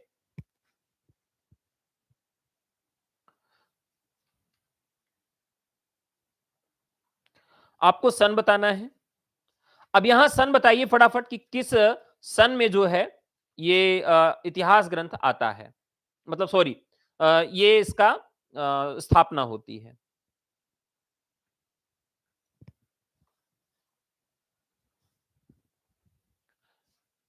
1893। वाह, क्या बात है, गजब हो गया। सारे विद्वान साथी हमारे जुड़े हुए हैं, सभी हमारे अध्यापक भाई हैं, सबको अग्रिम बधाई है। इसी तरह से अगर जोर शोर से तैयारी चालू रखोगे तो 100% आपका चयन हो जाएगा। आसान प्रश्न को गलत नहीं होने देना है, और कोई भी चैप्टर और कोई भी टॉपिक को हम हल्के में नहीं लेंगे, सबको अच्छे से पढ़ेंगे। बस यही है आपकी जीत का एक की पॉइंट। हम लोग करते क्या है कि प्रश्नों को छोड़ देते हैं, अरे यार ये छोड़ दो, ये इंपॉर्टेंट नहीं है। जब तक परीक्षा की तिथि नहीं आ जाती है, तब तक हर एक चैप्टर, हर एक चीज को इंपॉर्टेंट समझ के पढ़ो। अगर आप अभी से इंपॉर्टेंट छाट के पढ़ोगे तो चयन मुश्किल हो जाएगा, क्योंकि याद रखना 14 लाख लोगों ने करीब फॉर्म भरा है और सीटें 4000 हैं, और आपके विषय की तो बात ही कर, ठीक है। तो यहां याद रहेगा नागरिक प्रचारणी सभा। जो इतिहास ग्रंथ 16 खंडों में प्रकाशित हुआ है, ये हिंदी साहित्य की पीठिका के नाम से पहला प्रकाशित हुआ है। किस नाम से प्रकाशित हुआ है? हिंदी साहित्य की पीठिका। और यहां पर आप ध्यान रखिएगा, इन सभी के लेखक न होके सब संपादन है, संपादक करता है, सभी ने इसको संपादित किया है, ठीक है। तो इस तरीके से इसको याद रखिएगा। नेक्स्ट क्वेश्चन है, मिश्र बंधुओं द्वारा लिखित हिंदी साहित्य का इतिहास से संबंधित ग्रंथ है। हिंदी नवरत्न, हिंदी साहित्य, मिश्र बंधु विनोद और शिव सिंह सरोज। फटाफट बताइएगा, ये बहुत ही महत्वपूर्ण प्रश्न है आज का। सर जी व्याकरण के भी क्वेश्चन, अरे सब करवाएंगे, आप घबराइए नहीं। हाँ, राजबली पांडे ने किया था, अमृता जी एकदम सही बात है। ये बताइए, आपसे जो पूछ रहा हूं कि मिश्र बंधु विनोद इतिहास किससे संबंधित है? अच्छा सॉरी, मिश्र बंधुओं द्वारा लिखित हिंदी साहित्य का इतिहास ग्रंथ कौन सा है इसमें? हिंदी नवरत्न, हिंदी साहित्य का इतिहास, मिश्र बंधु विनोद, शिव सिंह सरोज। 20 नंबर का सवाल, 20 का सी। मिश्र बंधु विनोद। देखिए इतिहास यहां पर पूछा गया है, हिंदी साहित्य का इतिहास पूछा गया है। अगर यहां पर आलोचनात्मक ग्रंथ पूछा गया होता तो यहां पर इसका जवाब बदल जाता। अब यहां एक बड़ी समस्या हुई। पहली बार हिंदी नवरत्न का समय बता दीजिएगा आप लोग किस सन में आया था। पहली बार जब मिश्र बंधुओं ने यह काम सोचा कि आलोचना करते हैं और हिंदी साहित्य के इतिहास से कुल 9 कवियों को छांट के लाते हैं और यहां करते हैं। नहीं, एकदम सही बात है कि नवरत्न भी मिश्रण, लेकिन यहां हिंदी साहित्य के इतिहास की बात की गई है अमृता जी। हिंदी साहित्य का इतिहास तो मिश्र बंधु विनोद ही है, यहां पर यह आलोचनात्मक ग्रंथ है। ठीक है, तो जब 1910 में हिंदी नवरत्न उन्होंने लिखा तो उनके सामने एक बड़ी चुनौती थी कि कैसे कवियों को 9 कवियों को छांटा जाए। तो उन्होंने पहली बार हिंदी साहित्य के इतिहास में आलोचनात्मक पद्धति का प्रयोग करते हुए ग्रेडिंग सिस्टम लागू किया। कौन सा सिस्टम लागू किया? ग्रेडिंग सिस्टम लागू किया। और उस ग्रेडिंग सिस्टम के अनुसार कवियों को उन्होंने अपने तरीके से अंक दिए और जो उन्होंने अंक दिए उन अंकों के आधार पर उन्होंने 9 कवियों का चयन किया। और इस तरीके से जो 9 कवि आए वो कौन कौन थे ये आपको यहां पर याद रखना है। तो चलिए 9 कवियों का नाम हम आपको याद करा देते हैं क्योंकि ये हमेशा आपको पूछा जाएगा, याद रखना है। सबसे पहले जो हमारे कवि हैं वो है गोस्वामी तुलसीदास। बहुत सारे लोगों को याद भी होगा इनका नाम, जिनको नहीं याद है याद कर लीजिएगा। गोस्वामी तुलसीदास ये हमारे पहले कवि हैं। दूसरे कवि हैं महात्मा सूरदास। कई बार यह पूछता है कि उन्होंने क्या नाम इनको दिया है। महाकवि देवदत्त या देव के रूप में इन्होंने लिखा है। महाकवि बिहारीलाल। महाकवि बिहारीलाल। फिर इन्होंने एक बड़ी गलती किया था जिस गलती को मैं भी आपके सामने बताऊंगा। त्रिपाठी बंधु के नाम से भूषण और मतिराम को रखा। भूषण और मतिराम को रखा। ठीक है, भूषण और मतिराम को रखा। महाकवि केशवदास।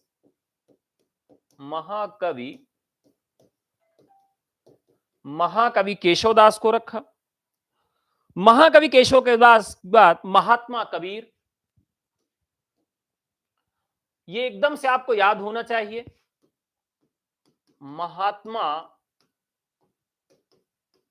महात्मा कबीर को रखा। ठीक है, और उसके बाद इन्होंने महाकवि चंद्रबरदाई, महाकवि चंद, और अंत में इन्होंने भारतेंदु हरिश्चंद्र को रखा। ठीक है, ये आपके कवि हो गए जो आपको याद रखना है। अब यहां पर समस्या क्या हुई, जब पहली बार में इन लोगों ने मिलकर 9 कवियों को रखा तो उसमें कबीर दास को इन्होंने जगह नहीं दिया था।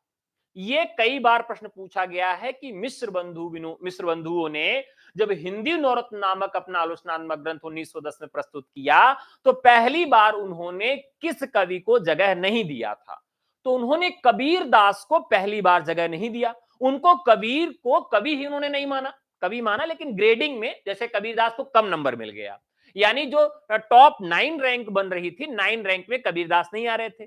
तो बड़ी आलोचना हुई, सेटिंग लगाई जाने लगी कि भैया कुछ देखिए, कबीरदास को अंदर करिए, भाई बहुत दिक्कत है। ऐसे कैसे हो गया, आप कबीरदास को कैसे नहीं ले सकते हैं, कबीरदास तो बहुत विद्वान कवि हैं।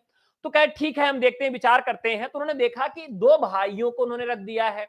2 भाई कौन कौन से थे, एक भूषण थे, एक मतिराम थे। कहे अच्छा हाँ, यहां कुछ हम सेटिंग कर सकते हैं। तो उन्होंने यही काम किया कि यार ऐसा करते हैं कि भूषण और मतिराम की एक रैंक बना देते हैं।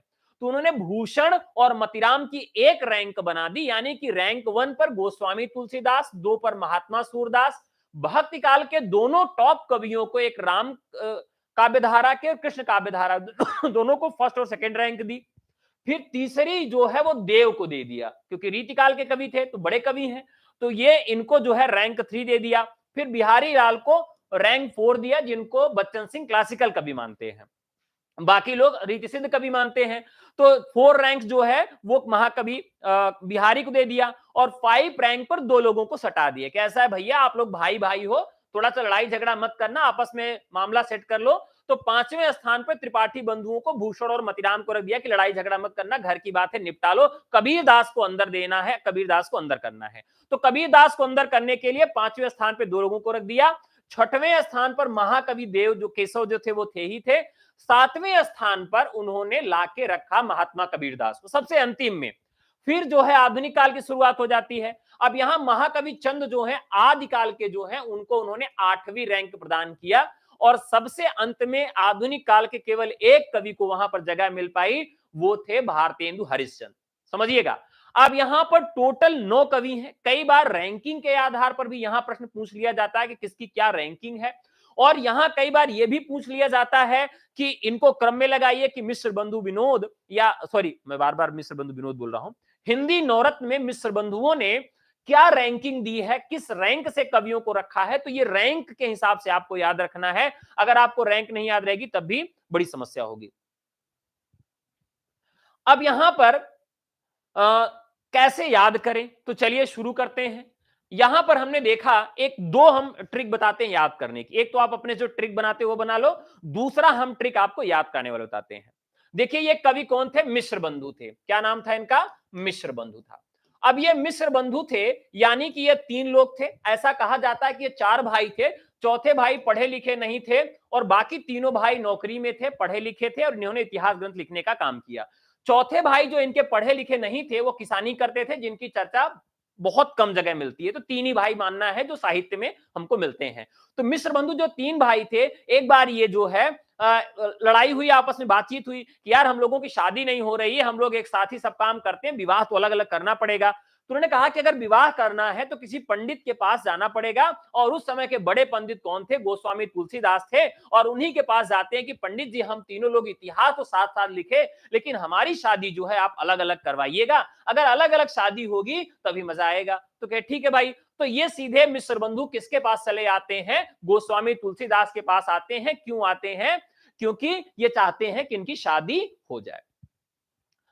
अब यहां पर महात्मा सूरदास उन्होंने कहा कि शादी तो तुम्हारी हो जाएगी बेटा, लेकिन जीवन भर तुमको सूरदास बन के रहना पड़ेगा, क्योंकि पत्नी आने के बाद अगर आंखों के सामने कुछ गलत भी करे तब भी मुस्कुरा के कह देना, अरे यार बहुत अच्छा काम करी, इसमें क्या गड़बड़ है, हम तो एकदम खुश रहते हैं तुम्हारे काम से।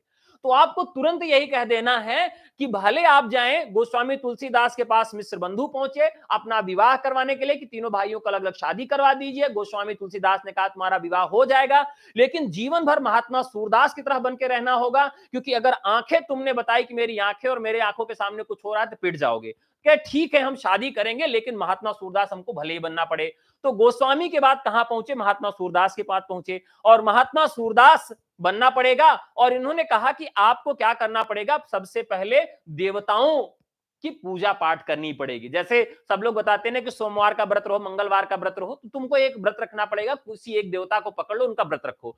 तो सबसे पहले ये मिश्र बंधुओं के पास गए शादी खोजने के लिए। उन्होंने कहा कि तुमको सूरदास के जैसा जीवन व्यतीत करना पड़ेगा और सूरदास जैसा जीवन व्यतीत करना पड़ेगा और किसी एक देव की पूजा करनी पड़ेगी। तो उन्होंने महाकवि देव, यहां स्ट्रिक्ट में आ जाएंगे, देव की पूजा करनी पड़ेगी। फिर उन्होंने क्या कहा कि अगर तुम देवता की पूजा करते हो तो देवता की पूजा करते समय आपको एक काम और करना पड़ेगा, महाकवि बिहारी के दोहे पढ़ने पड़ेंगे। अब ये बात सुनिए, अभी तक जो पूजा की जाती थी उसमें मंत्र पढ़ा जाता था, लेकिन अब यहां पर गोस्वामी तुलसीदास ने क्या कहा कि आपको देवताओं की पूजा करते समय मंत्र नहीं पढ़ना है, बिहारी के दोहे पढ़ने हैं। क्या पढ़ने हैं, बिहारी के दोहे पढ़ने हैं। क्या ठीक है हम पढ़ लेंगे, लेकिन 2 भाइयों से सावधान रहना। ये तिवारी वाली जो है ना, तिवारी दोनों भाई जो, इनसे सावधान रहना। वो शादी बिगड़ुआ हैं। हर एक गांव में 2 शादी बिगाड़ने वाले लोग होते हैं, जो गांव के बाहर ही मिल जाते हैं लड़की के भाई और बाप को और कहते हैं कि करे यहाँ जाता भैया, अरे उनके यहाँ जा रहे हैं, उनके यहाँ कुछ है ही नहीं है। तो बस यही है कि महाकवि बिहारी के दोहे पढ़ना है। देव की पूजा करनी है, सूरदास के जैसे जीवन व्यतीत करना है और त्रिपाठी बंधुओं से बच के रहना है, क्योंकि त्रिपाठी बंधुओं से अगर तुम्हारे दिखवार भिड़ गए तो तुम्हारी शादी कभी नहीं हो सकती, तुम्हारी शादी ये बिगड़वा देंगे। कहे ठीक है, कोई दिक्कत नहीं है, त्रिपाठी बंधु में कौन कौन है, भूषण और मतिराम है, इनसे तो निपट लेंगे, लेकिन हम शादी करके रहेंगे। कहे कि ठीक है जाओ। अब जैसे वहां से वो इतना सब करके निकले तो तुलसीदास के धुर विरोधी थे केशवदास। आप जानते हैं कि एक बार तुलसीदास जी से केशवदास मिलने गए और तुलसीदास उनको समय ही नहीं दिए। केशवदास इतने नाराज हुए, उन्होंने कहा कि हैं ये हमारे साथ का लौंडा, मतलब ये अपने तरफ बता रहा हूं मैं, कि मतलब अब क्योंकि समकक्ष थे तो कहे बताइए हमारे जैसे हैं ये और ये हमसे मिले नहीं। तो केशवदास ने गुस्से में आकर रामचंद्रिका उन्होंने एक रात्रि में लिख डाली, क्योंकि तुलसीदास के धुर विरोधी कौन थे, केशवदास थे। तो किसी ने मिश्र बंधुओं के कहा कि केवल तुलसीदास के भरोसे मत रहिएगा। तुलसीदास ने आपको क्या क्या बताया कि महात्मा सूरदास बनना पड़ेगा, देवताओं की पूजा करना पड़ेगा, पूजा में बिहारी के दोहे पढ़ने पड़ेंगे और मिश्र बंधुओं से सावधान रहना पड़ेगा, जो त्रिपाठी बंधुओं से सावधान रहना पड़ेगा। कहे अच्छा। तो फिर ये चले गए इनके पास, केशव के पास चले गए। केशव कहे कि भैया आप तुलसीदास को जानते हो, उनके पास गए हमारी शादी करवा दो, तो 3 चीज बता दिए, हम उस पर विश्वास नहीं कर रहे हैं। तो महाकवि केशवदास ने कहा देखो बेटा, ये जो तुमको बताया गया है कि बिहारी का दोहा पढ़ो, इससे कुछ हो नहीं पाएगा, तुमको दोहा बदलना पड़ेगा। कहे कौन सा दोहा पढ़ना है? उन्होंने कहा कि तुमको अब कबीरदास का दोहा पढ़ना है, क्योंकि जब श्रृंगारिक दोहे पढ़ोगे तो कोई दिखवार आएगा तो भाग जाएगा, लड़की देख लड़की वाले आएंगे तो भाग जाएंगे। तो तुमको क्या करना है, अपने आप को शो ऑफ करना है कि तुम संत आदमी हो। तो इसके लिए तुमको महात्मा कबीरदास के दोहे पढ़ना है, तो तुम्हारी जीवन बदल जाएगी। तो उन्होंने महात्मा कबीरदास के दोहे पढ़ने चालू कर दिए। और फिर क्या था, अगला चांद जो है, अगला चांद जब निकला तीज वाला, महाकवि चंद वाला, तो फिर ये भारतेंदु राजा हरिश्चंद्र के जैसे बैठ के अपने पत्नी का मुख मतलब चलनी में देख रहे थे। तो बस एक कुल मिला के शादी हो जाती है तीनों मिश्र बंधुओं की, और ये कथा बहुत सुखांत तक समाप्त हो जाती है। तो ठीक है, एक बार हम क्या कर लेते हैं, एक बार क्या करते हैं, इसको रिकैप कर लेते हैं। तो दरअसल मिश्र बंधु जो 3 भाई थे, इनका विवाह नहीं हो रहा था। सबसे पहले गोस्वामी तुलसीदास के पास जाते। गोस्वामी तुलसीदास ने कहा बेटा विवाह करोगे तो जीवन भर सूरदास बन के रहना पड़ेगा, तुम देवताओं की पूजा करो, बिहारी के दोहे पढ़ के भगवान को प्रसन्न करो, और त्रिपाठी बंधुओं से सावधान रहना क्योंकि ये शादी बिगाड़ देते हैं। इतना होने के बाद मिश्र बंधु महाकवि केशवदास के पास पहुंचे, जो कि गोस्वामी तुलसीदास के एकदम प्रबल विरोधी थे। उन्होंने कहा कि अगर तुलसीदास के चक्कर में रहोगे, बिहारी के दोहे पढ़ोगे तो शादी नहीं होगी, तुमको संत महात्मा के जैसे सुआफ करना है और तुमको महात्मा कबीरदास के दोहे पढ़ने हैं। और जब तुम कबीरदास के दोहे पढ़ोगे, अगली जो चांद की रात होगी उसमें बढ़िया से तीज मनाओगे और अपने पत्नी का मुख देखोगे। इस प्रकार से वो हरिश्चंद्र राजा के रूप में प्रतिष्ठित हुए और सारा चीज उनका सब कुछ हो गया। ठीक है, तो ये क्या हो गई कि भैया एक शादी करने वाली ट्रिक थी और इसी के माध्यम से हमने चीजों को जोड़ने का प्रयास किया। बाकी आप इस ट्रिक को लिखकर भी जोड़ सकते हैं। दूसरी भी ट्रिक है, क्योंकि ये 9 कवि आपको याद होने चाहिए। चलिए आपको याद करा देते हैं। देखिए यहां पर एक चीज तो आपको याद रखना है कि सॉरी महाकवि है, आपको यहां यह याद रखना है कि भक्ति काल के कितने कवि हैं। तो भक्ति काल के गोस्वामी तुलसीदास और महात्मा सूरदास और कबीरदास, 3 कवि आपके भक्ति काल के हैं। ठीक है, रीति काल के सबसे ज्यादा कवि हैं महाकवि देव, महाकवि बिहारी, त्रिपाठी बंधु, 4 और एक 5 कवि। 5 कवि आपके रीति काल के हैं। तो 3 कवि भक्ति काल के, 5 कवि आपके कहां के हो जाते हैं, ये रीति काल के हो जाते हैं। आधुनिक काल का एक कवि हो जाता है और आदिकाल का एक कवि हो जाता है। तो इस तरीके से भी आप इस संख्या के आधार पर, संख्या की गणना के आधार पर भी इसको याद कर सकते हैं। ठीक है, चलिए नेक्स्ट क्वेश्चन की तरफ बढ़ते हैं। मिश्र बंधु विनोद का चतुर्थ भाग का प्रकाशित हुआ 1934 में प्रकाशित हुआ। कोई दिक्कत नहीं है, आसान सा सवाल था। चलिए क्वेश्चन को फटाफट ले लेते हैं। गारसा दत्त आशी द्वारा लिखित इतिहास ग्रंथ का नाम क्या है? The modern vernacular literature of Hindustan, आप सब जानते हैं। इस्तवार दलाल हिंदुस्तानी, आप सबको इसमें हमें हिंदी नाम इसका लिख के भेजना है और कल मैं आप सबका कमेंट पढ़ूंगा। क्वेश्चन ऑफ द डे है, इस इतिहास ग्रंथ का हिंदी नाम क्या है, ये आपको कमेंट करना होगा। इस्तवार दलालित्तुर एंदुई हिंदुस्तानी में लितरेतुर का क्या मतलब है, एंदुई का मतलब क्या है और हिंदुस्तानी का मतलब क्या है, ये तीनों चीज आपको यहां पर आपको बताना है। नेक्स्ट क्वेश्चन बढ़ते हैं, सच्चे अर्थों में हिंदी का पहला इतिहास ग्रंथ कौन सा है? यह प्रश्न बहुत आसान है लेकिन सबसे ज्यादा गलत करने वाला प्रश्न है। ठीक है, ये सबसे ज्यादा लोग गलत करते हैं सवाल को, तो बहुत आसान सा सवाल है। सच्चे अर्थों में अगर पूछा जाए तो सच्चे अर्थों में क्यों इसे कहा गया है? क्योंकि इस इतिहास ग्रंथ में क्या किया गया है, काल विभाजन तो नहीं किया गया, प्रयास किया गया थोड़ा सा, पहले 700 से 1300 ईस्वी तक आदिकाल की समय सीमा रखी गई। इसके अलावा थोड़ा बहुत आलोचनात्मक ढंग भी अपनाया गया, भक्ति काल को स्वर्ण युग कहा गया। तुलसीदास, रानी विक्टोरिया, कई आधारों पर नामकरण का भी प्रयास किया गया। कवियों के कविवृत्त संग्रह से बढ़ के थोड़ी चीजें लिखी गई। तो इन सब वजहों से इसे क्या कहा गया, इसे कहा गया सच्चे अर्थों में हिंदी का पहला इतिहास ग्रंथ है। हजारी प्रसाद द्विवेदी द्वारा रचित ग्रंथ कौन सा नहीं है? हिंदी साहित्य की भूमिका, हिंदी साहित्य का आदिकाल, हिंदी साहित्य का उद्भव विकास, हिंदी भाषा का विकास। तो फटाफट कमेंट करके बताइए कि कौन सा ग्रंथ इनका नहीं है। जल्दी जल्दी कमेंट करके बता दीजिए। बहुत आसान सा सवाल है ये तो मुझे लगता है सभी जवाब दे देंगे। हिंदी भाषा का विकास, हिंदी भाषा का विकास ग्रंथ जो है ये इनका नहीं है। देखिए, हिंदी साहित्य की भूमिका, ये इनका इतिहास ग्रंथ है। हिंदी साहित्य का आदिकाल, यह इन्होंने आदिकाल पर बिहार में व्याख्यान दिया था और उस व्याख्यान का संकलन है हिंदी साहित्य का आदिकाल नाम से। हिंदी साहित्य का उद्भव और विकास, यह भी इनका इतिहास ग्रंथ है। तो ये तीनों ग्रंथ इनके हैं, जबकि चौथा ग्रंथ इनका नहीं है। गारसादासी के इस्तवार दलित हिंदुस्तानी ग्रंथ का हिंदू साहित्य का इतिहास के नाम से अनुवाद किसने किया? देखिए, हिंदू साहित्य का इतिहास के नाम से किसने अनुवाद किया? अभी अभी आपको मैंने यहां पर दिखाया था कि किसने अनुवाद किया था। देखिए, यहां पर क्या नाम है गारसा तासी के ग्रंथ का। ये ग्रंथ कौन सा है?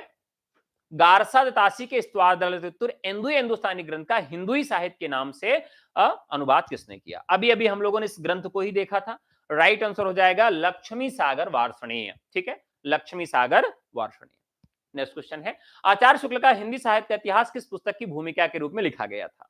दरअसल नागरिक प्रचारणी सभा के द्वारा एक भाषा विज्ञान का ग्रंथ था, या व्याकरण का ग्रंथ समझ लीजिए, उस ग्रंथ की भूमिका लिखने के लिए रामचंद्र शुक्ल को आमंत्रित किया गया कि भाई आइए और इसकी भूमिका लिख दीजिए। रामचंद्र शुक्ल जो है उसकी भूमिका जब लिखने लगे तो उसकी भूमिका इतनी बड़ी होती चली गई कि एक इतिहास का रूप लेने लगी। तो रामचंद्र शुक्ल ने निर्णय किया कि अब जो इतिहास मैं भूमिका लिख रहा था इसे इतिहास के रूप में क्यों परिणत कर दूं। तो उन्होंने इतिहास ग्रंथ लिखना शुरू नहीं किया था जानबूझ के, बल्कि उन्होंने शुरू तो किया था भूमिका लिखना, लेकिन वो गलती से इतिहास का रूप लेता जा रहा था, इतना बृहद होता जा रहा था, इसलिए उनको इतिहास के रूप में यह ग्रंथ लिखना पड़ा। तो राइट आंसर 26 का हो जाएगा हिंदी शब्द सागर। राइट आंसर हो जाएगा हिंदी शब्द सागर। इसकी भूमिका लिखने के लिए उनको बुलाया गया था, लेकिन भूमिका इतनी ज्यादा बड़ी होती चली गई कि बाद में इतिहास के रूप में उनको इसको परिणत करना पड़ा। साहित्य इतिहास के अंतर्गत सबसे अधिक महत्वपूर्ण है, ये बताना है सबसे ज्यादा महत्वपूर्ण क्या है। मैंने अभी तीन चीजें आपको बताई थी, तीन बिंदु बताए थे, अगर वो तीन बिंदु नहीं है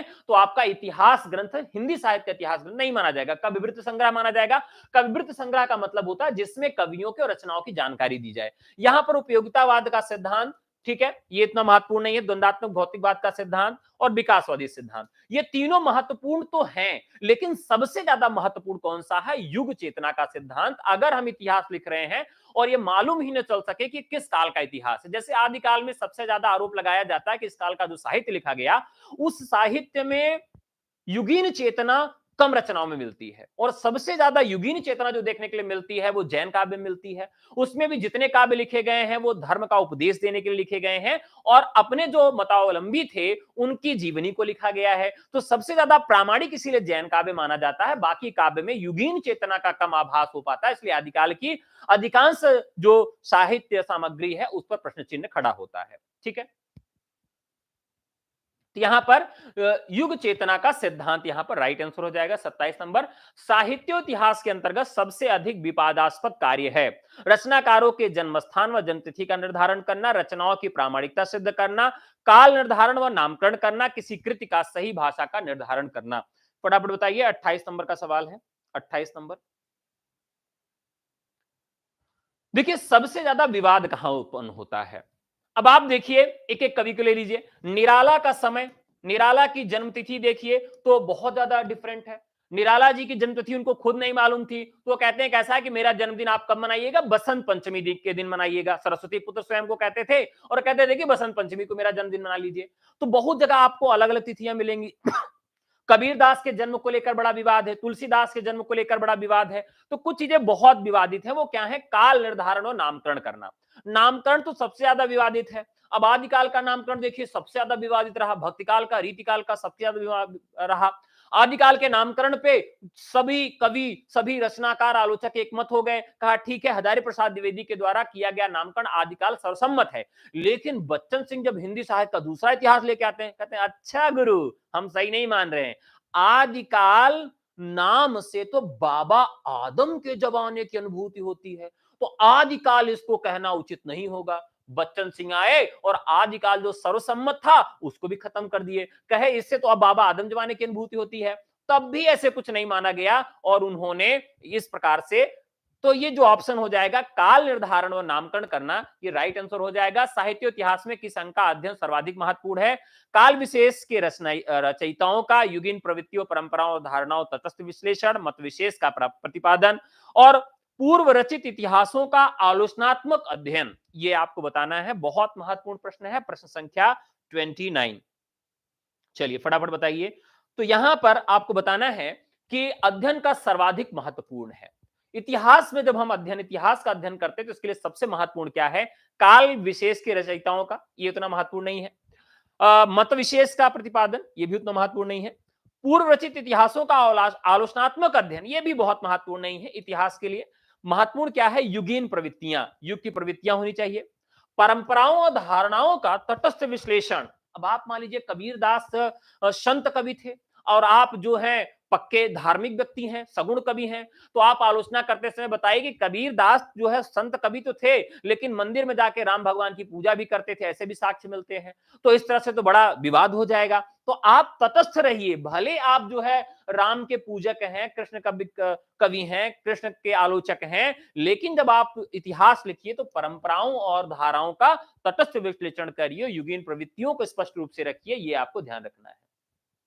ठीक है, नींद आ रही है, बहुत सारे लोगों को नींद आ रही है। चलिए एक काम मैं करता हूं कि एक नींद जगाने वाला भी मैं रख लेता हूं, जिसको जिसको नींद आए यहीं से बस एक मुक्का प्रेषित करवा दूं, नाक पे जाके भड़ाक से लगे और नींद अपने आप खुल जाए। कभी भी नींद आए तो अपने नाक को अपने दीवार में ऐसे मारिए धक्का, तुरंत नींद उड़ जाएगी और मुझे लगता है 2 घंटे के लिए अगले नींद नहीं आएगी। पहले के लोग नींद भगाने के लिए क्या करते थे, अपनी शिखा को अपने बांध लेते थे ऊपर छज्जे में और जैसे नींद आती थी उचक जाते थे। लेकिन उससे भी अच्छी ट्रिक है कि अपनी नाक पर एक मुक्का मार लीजिए, बहुत देर तक नींद आपको नहीं आएगी, मेरा वादा है। चलिए ठीक है, अगले प्रश्न चलते हैं। हिंदी साहित्य का आलोचनात्मक इतिहास के लेखक हैं नलिन विलोचन शर्मा, मलिन हो गया है, नलिन विलोचन शर्मा, हजारी प्रसाद द्विवेदी, रामकुमार वर्मा, रामविलास शर्मा। चलिए फटाफट बता दीजिए, प्रश्न संख्या 30 है। हिंदी साहित्य का आलोचनात्मक इतिहास, रामकुमार वर्मा। चलिए चलिए, बहुत सारे लोगों को नींद आ रही है तो आज का एपिसोड यहीं पर खत्म करते हैं।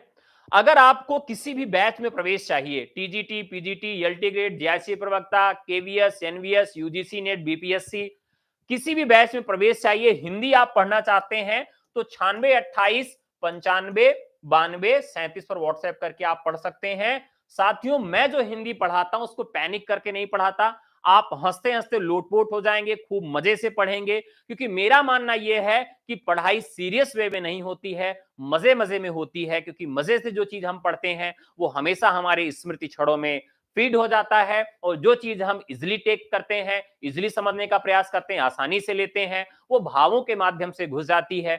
चीजें रटने से नहीं आती। हमारी और आपकी जो उम्र है वो रटने वाली उम्र नहीं है। अब इमेजिनेशन पावर की जैसे हमको याद करना है, रटने वाली उम्र आपकी 10वीं तक होती है, 12वीं तक होती है, उसके बाद हम इमेजिनेशन पावर के जरिए हम चीजों को याद करते हैं। तो हमारी कक्षा में आपको जो भी रटने के लिए मिलेगा, जो भी ट्रिक मिलेगी, वो ट्रिक नहीं मिलेगी कि एक ट्रिक को याद करने के लिए एक ट्रिक रटिए। हमारे यहाँ ऐसी कोई ट्रिक आपको नहीं बताई जाएगी। हम आपको इमेजिनेशन के जरिए एक कहानी के माध्यम से चीजों को, रचनाओं को याद करवाने का प्रयास करते हैं, और ये प्रयास कई बार सफल भी रहता है और आप सबका प्यार भी मिलता है। जो प्रश्न आपसे पूछे गए हैं कमेंट बॉक्स में आप इसका जवाब दीजिएगा, फिर आपसे मुलाकात होगी। तब तक के लिए नमस्कार, जय हिंद, धन्यवाद।